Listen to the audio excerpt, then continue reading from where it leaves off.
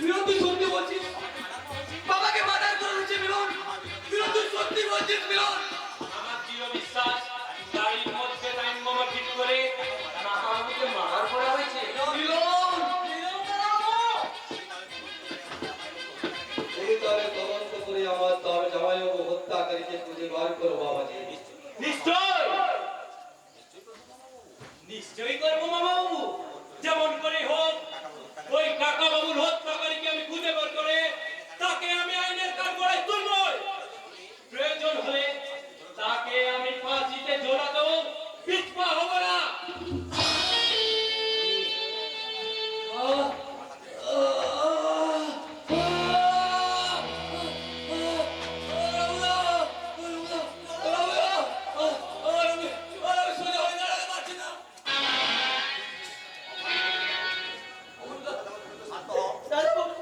তুমি একটু শান্ত হও দাদা বাবু। কেন এমন হলো রঘুদা? কেন এমন কারাইবা? বাবাকে নিঃসংসভাবে খুন করলো। আমিও তো তাই ভাবছি রে বাবা বললো। তবে তুই মনেও ভাবিসনি মিলন বাবাজি যখন তদন্তের ভার নিয়েছে উনি অবশ্যই ধরা পড়বে। তোর মাথার খুব যন্ত্রণা বেড়েছে তাই না বাবা?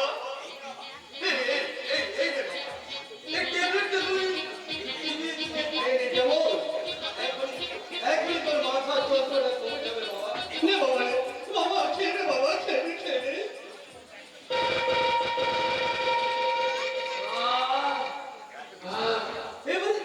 এবারে একটু বিশ্রাম করবি যা বাবা।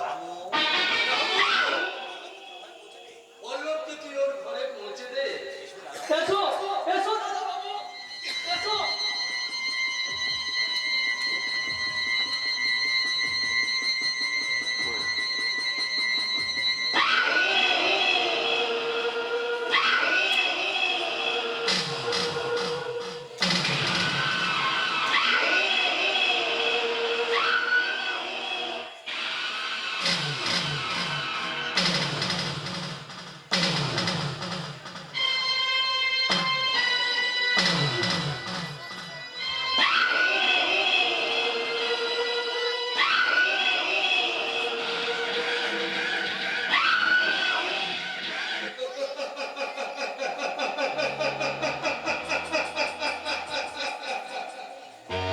পল্লবীর মাথার যন্ত্রণা যতই কমবে ততই একটু একটু করে বাড়বে তোর মনের যন্ত্রণা।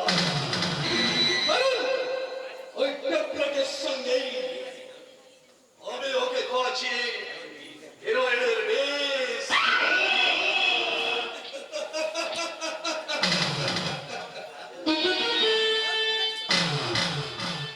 কারণ আমি ওইটা ঠিকই ধরেছে। ও করে ধরতে পারবে না যে আমার জামাইবাবু অর্থাৎ প্রতাপ চৌধুরী স্থাবর অস্থাবর সমস্ত সম্পত্তি আত্মসাৎ করার জন্যই আমি তাকে মোটর গাড়ির মধ্যে বোমা ফিট করে ফিনিশ করে দিয়েছে।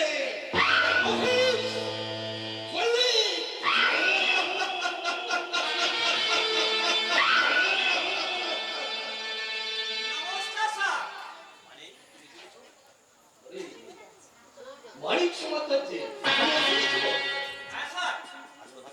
আপনাকে আমি কথা দিয়েছিলাম না আজ রাত 8টার মধ্যে এই দেখুন স্যার একেবারে কারেক্ট টাইমে আমি চলে এসেছি। আরে স্যার মানিক সমাচারে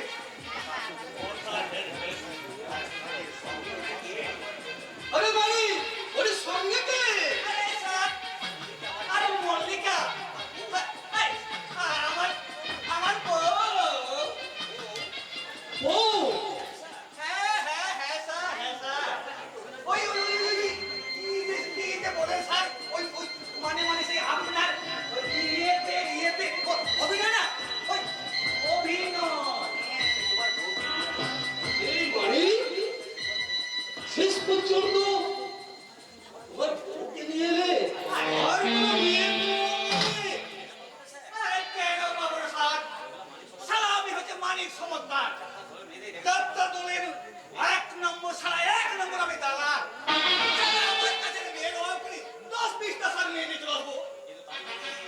কিন্তু তাই বলে দেখুন স্যার, দেখুন স্যার, আরে আপনার কারিগরি কোথা? আরে স্যার, চারটে বাড়ি ঘরে এনে, স্যার আপনার তো বদনাম করতে পারি না, তাই স্যার আমার বউটাকে নিয়ে এলাম। কিন্তু বাড়িত মানে আরে স্যার, ওই সিন্দুক থেকে আপনি একদম ঘোরাবেন না। আমাদের বিয়ে কি গো মল্লিকা, এখনো এক মাস হয়নি।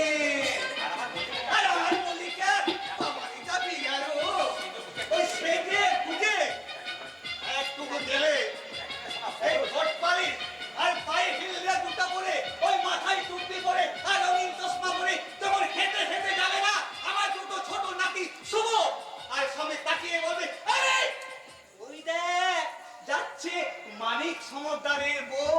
আরে আর আর দেখ দেখ শালা একেবারে 16 থেকে 18 বছরের যুবতী।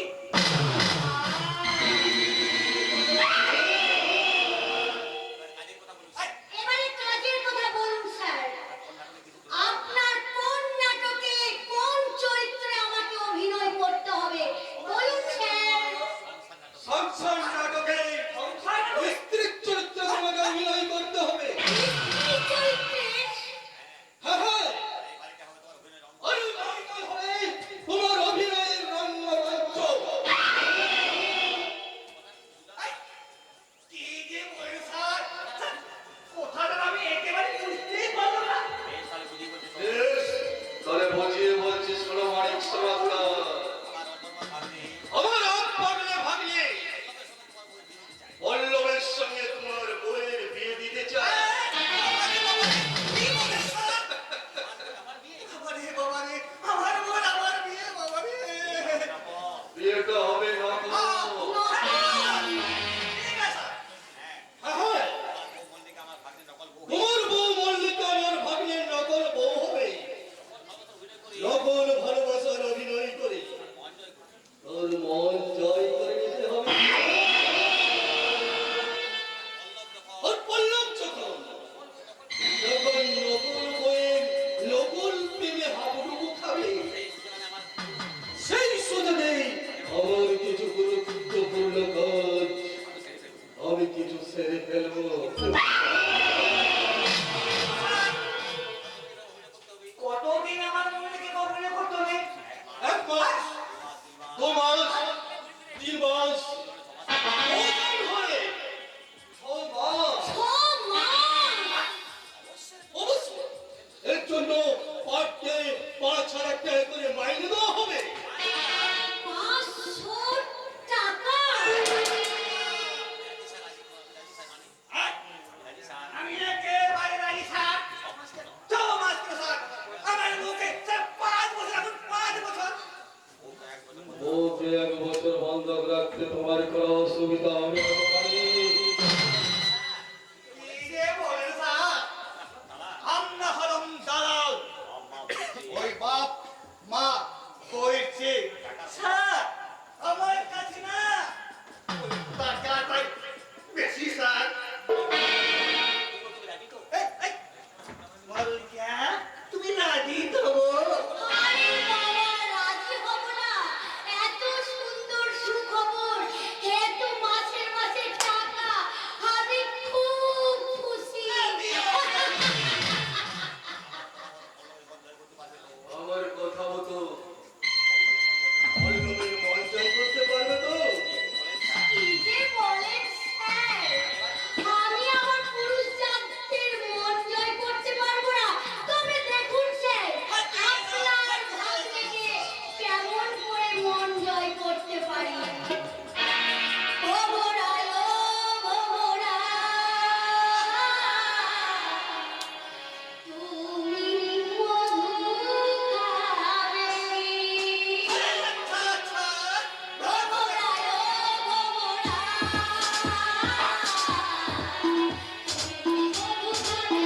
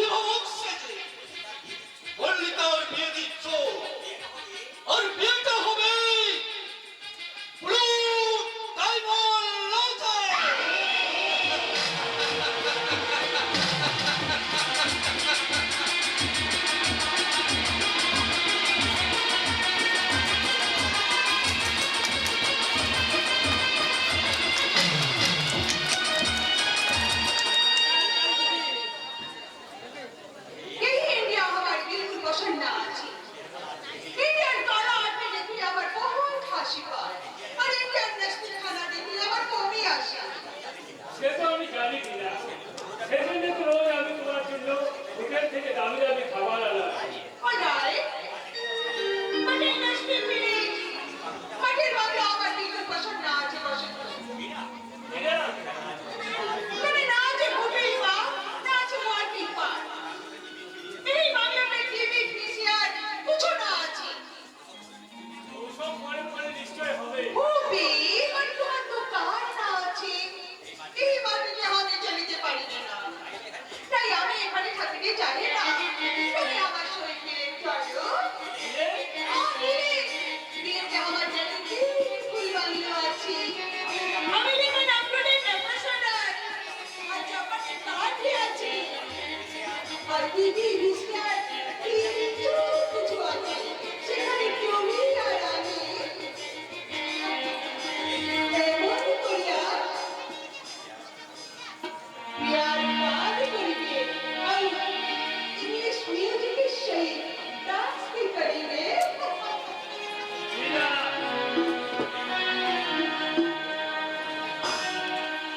Dear, dear, dear. Oh, my dear.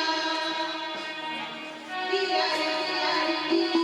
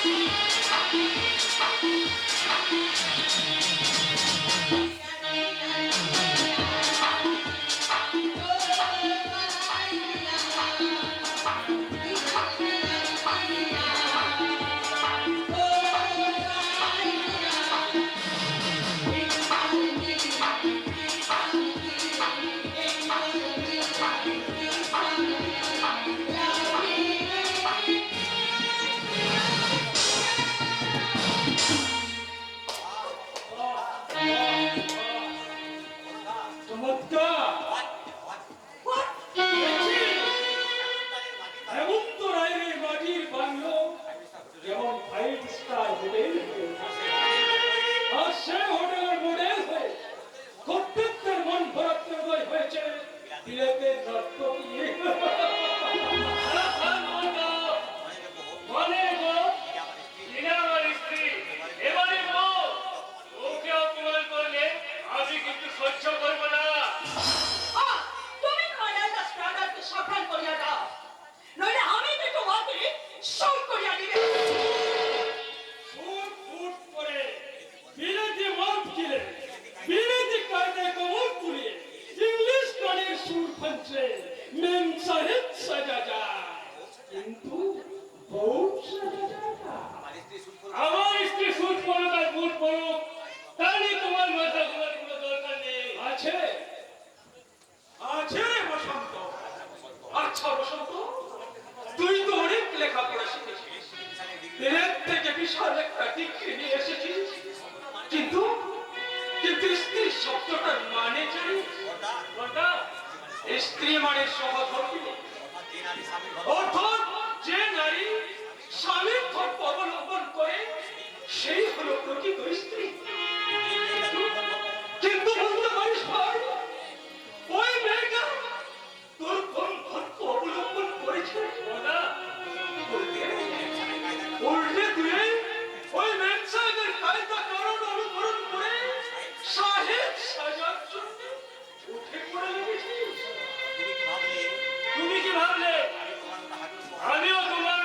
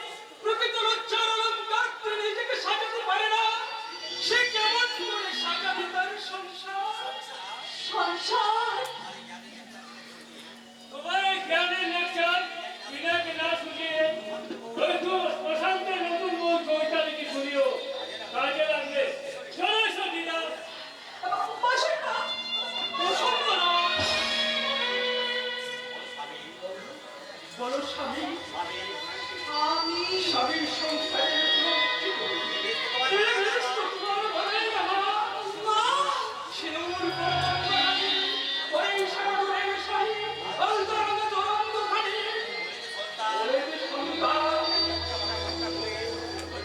লজ্জা মাথা ঘুমটা খুলে সব কিছুকে কার্য খুলে মা বলে ডাকতে পড়ে প্রাণ করে আনচান এই ছবিটার অপেক্ষা কোনো রাখত মনে মনে তাই তো শহর ছেড়ে পালিয়েছিল শান্তি নিতে কোনে মাগো তোমার পরনে থাকবে লাল করে গরমের শাড়ি কবরে থাকবে গঙ্গার আড়ালে সুন্দর শিশুদের তীর আর হাতে সন্ধ্যা প্রদীপ নিয়ে তুমি গাইবে সন্ধ্যা বেলা লক্ষ্মীর পাঁচালী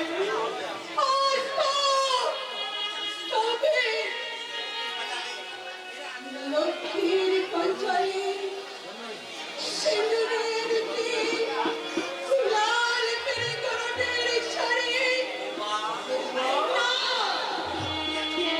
আমি কতটি আছি আমি বিলেতের সব আছি সাজিয়ে খাইবে ওই করতে মা ওই করতে চোখে চলে উঠে যেতে বাবা তোমার মনের আকাশে আগুন হয়েছে স্নেহ মায়া